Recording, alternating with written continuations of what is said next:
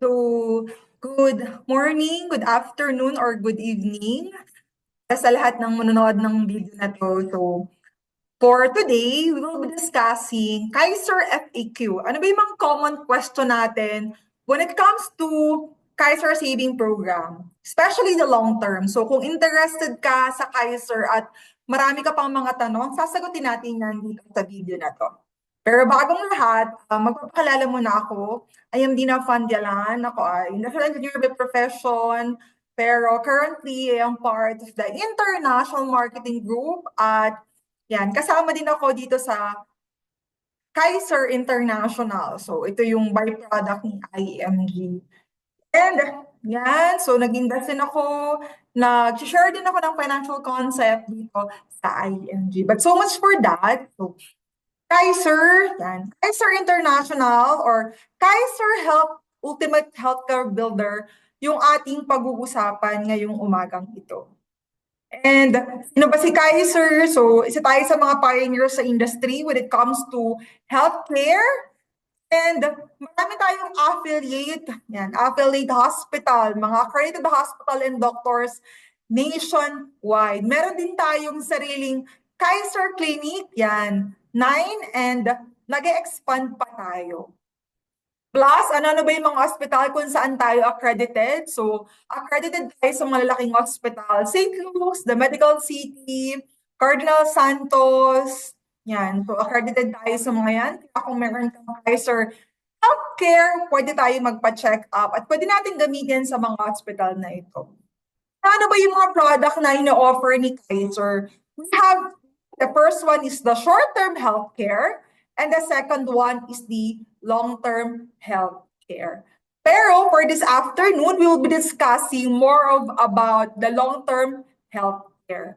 So yung long-term healthcare, ang kadaniwang tanong, gusto ko mag-avail. Am I still eligible? Sino nga ba yung mga pwedeng mag-avail ng Kaiser long-term healthcare? So lahat po ng 10 to 60 years old and 5 months. Yes po, 10 to 60 years old. And kung lumagpas ka na ng 60 pero 5 months pa lang, pwede ka pang mag-avail. Take note po, whether you are a member or not a member of IMG, pwede po tayong mag-avail. Okay po? And maraming question, what if I am an OFW?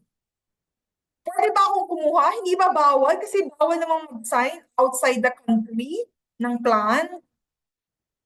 Yes, pwede po tayong kumuha because tandaan po natin, Kaiser is not an insurance product, hindi life insurance product. Ito po ay HMO na may insurance and investment component. Kaya po, perfect talaga ito kung kayo po ay OFW at gusto niyo pong makapagsimula ng inyong healthcare with insurance coverage and investment.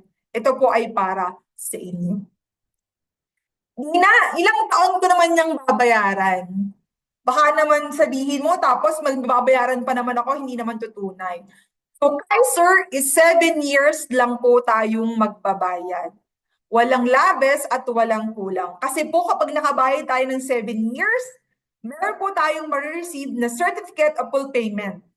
Dito po naka-indicate na bayad na tayo and kailan yung maturity period natin.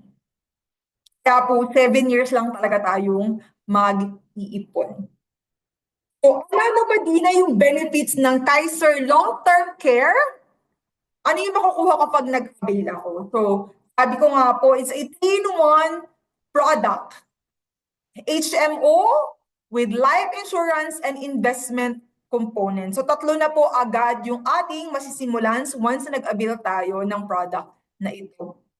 Tingnan po natin yung mga benefits sa tatlong bahagi. Yung una, 1 to 7 years, nagbabayad ka. Yes, tayo po, as a policy holder, meron po tayong parte dito. Ano po, hindi lang dapat ang tanong natin ano yung mabibigay ni Kaiser. Dapat alam din po natin yung responsibility natin as a policy owner, tayo po ay magbabayad. ng nasa oras. No po, para yung mga benefits po ay ma-avail natin. So, unang 7 taon po, magbabayad tayo.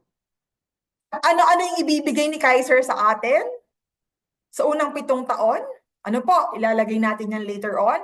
And 8 to 20th year, tapos na tayong magbayad. Yes po, guaranteed, wala na tayong babayaran. 8th year hanggang 20th year.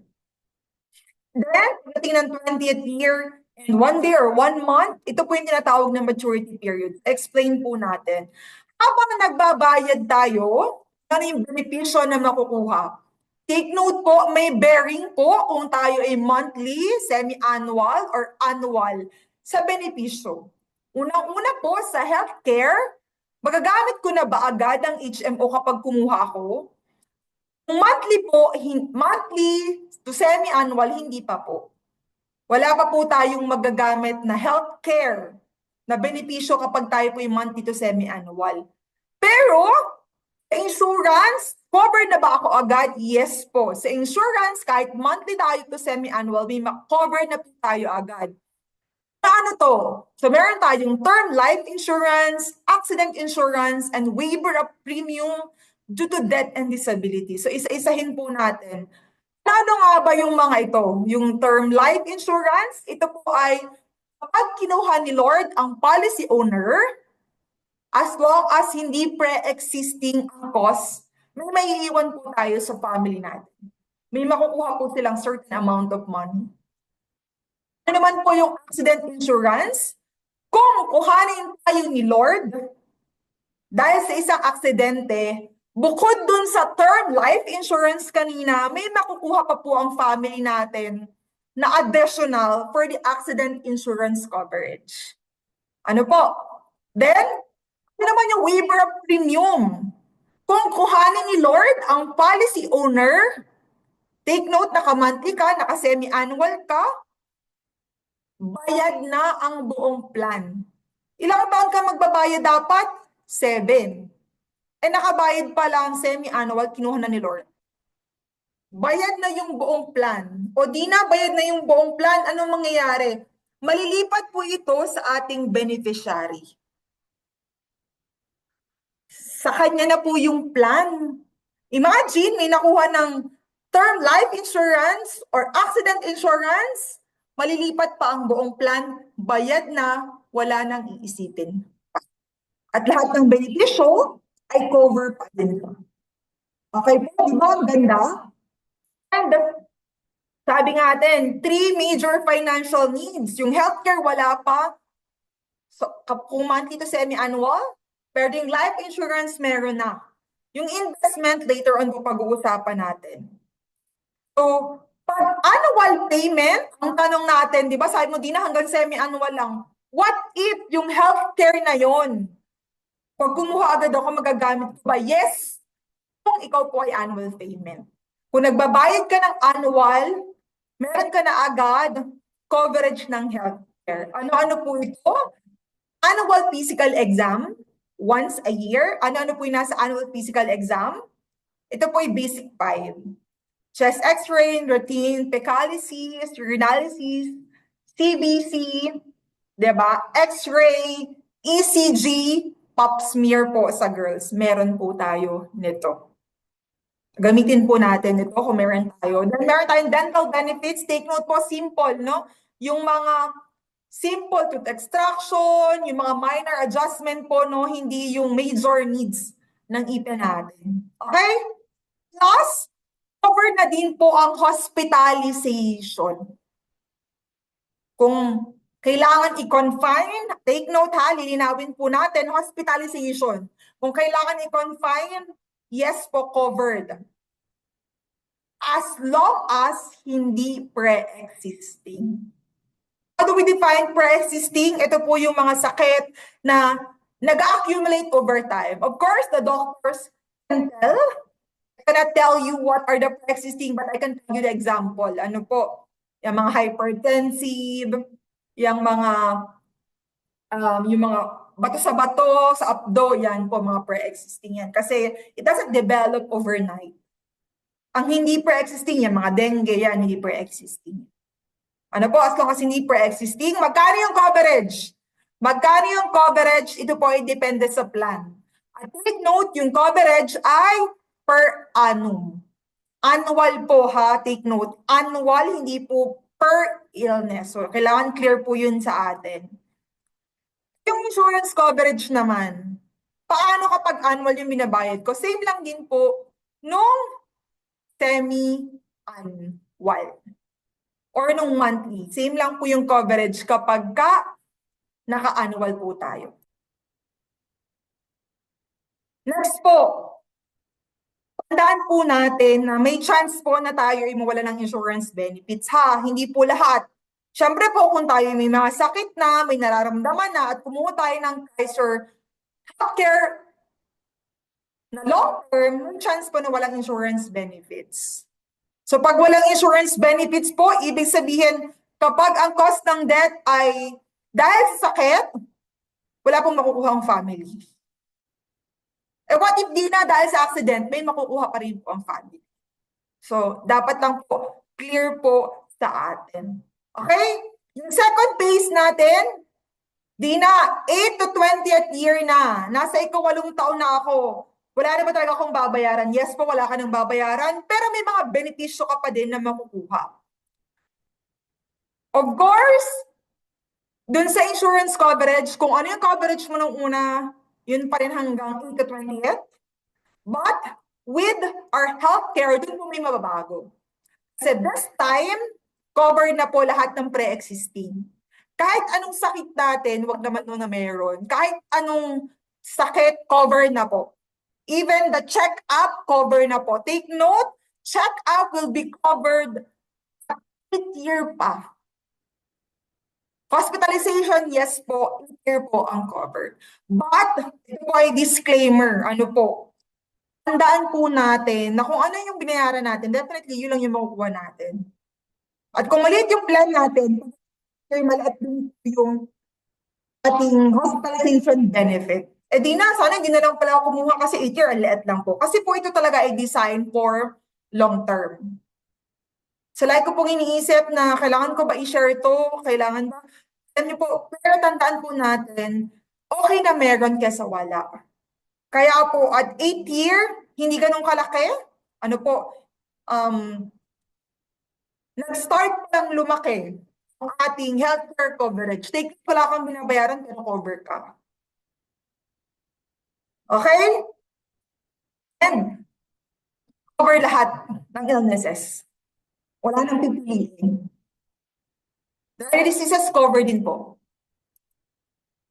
Yan. At pagkatapos yung ika-20th year, kasi di ba 8, lumalaki yung fund natin. Pagdating ng ika-20th, ano yung meron? Of course, lahat po cover na. Any sakit, mas malaki na yung fund natin when it comes to hospitalization, check-up, laboratory.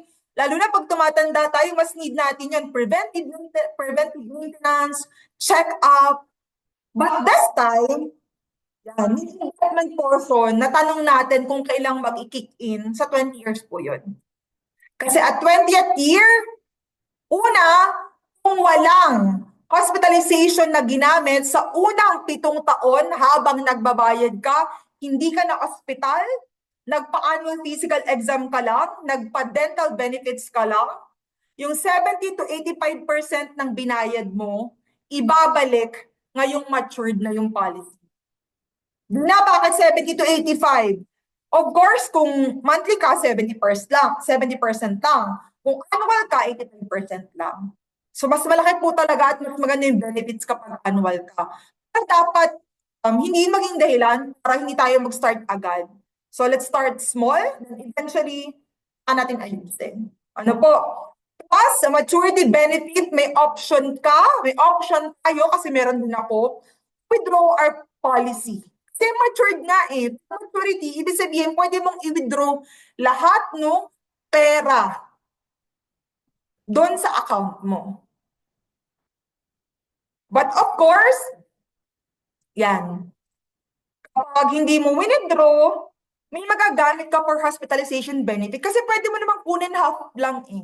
Kasi yung half na matitira, mag-earn pa din siya ng 3 to 10% yearly. So maganda nito, nag-earn ka na kasi nga investment na siya, meron ka pang coverage ng iyong healthcare. Tandaan po natin, kapag mas tumatanda tayo, mas need natin ng coverage para wala na po tayong iniisip saan tayo kukuha ng pangbayad. Okay? And, yan. So, ang tanong, paano mag-avail? Ito po, meron tayong client proposal. This is online. Just give me your name, middle name, birthday, and email address para makuha tayo ng quotation. So magkano? Depende po sa edad, depende sa goal natin. But for as low as 88 pesos per day, pwede na po tayo maka-avail kung tayo ay 10 to 40 years old. Meron tayong grace period, pagbabayad. Ano po, kung ngayon ang due date mo, meron ka pang 30 days bago yung next due mo para hindi mag-lapse ang policy mo. Yan po. Meron tayong online portal, so nakalagay po dito. And of course, hindi ka makabayad talaga, hindi kaya, pwede po natin siyang ituloy pa.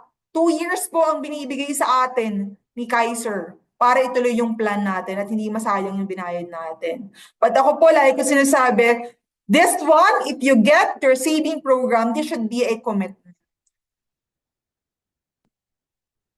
Mas okay po yung nag-start tayo ng maliit, pero committed tayo to finish. Imagine 7 years lang po, napakabilis nito. Okay po?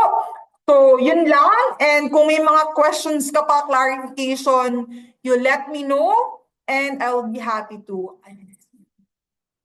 So, kung may nag-share sa'yo ng video na to, you go back to the person who shared this to you para ma-assist ka din po niya. So, yun lang and thank you so much.